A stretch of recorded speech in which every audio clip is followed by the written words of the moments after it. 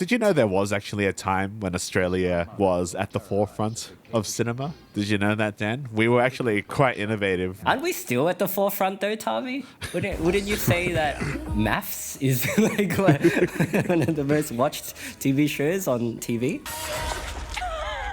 Let's get married.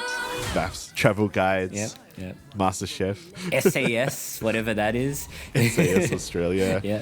Like after I watched Furiosa, I revisited the original trilogy of Mad Max. Yep. And there's also a really good documentary about Australian new wave cinema called Not Quite Hollywood. Okay. And it just talks a lot about the like Australian genre film boom in the 70s It's the and 80s. Ozploitation era. Yeah, Ozploitation, yeah. And again, we were quite innovative back then.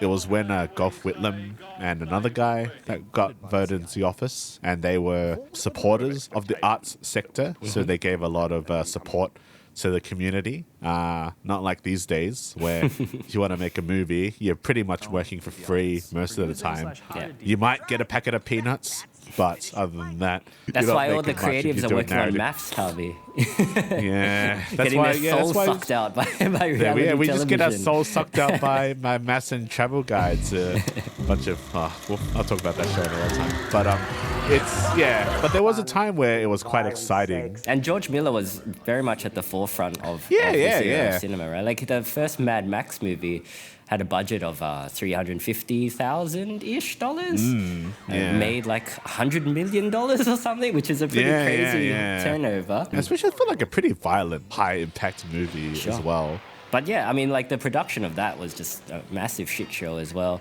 You know, like they're doing it on the cheap, so, you know, regulations are not really being followed. Everything seems super dangerous.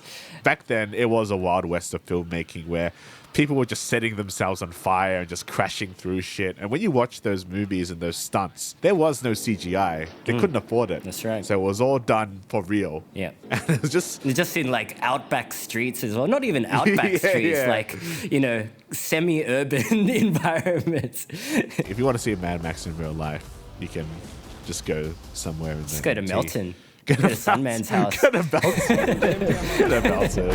You can watch if you watch the Spaniard video where he goes to Melton, you can kind of understand where Mad Max would come from. It's like, oh yeah, that tells you not that far. There's a logical progression. Yeah. Witness me. But seriously, don't go to Melton. All right.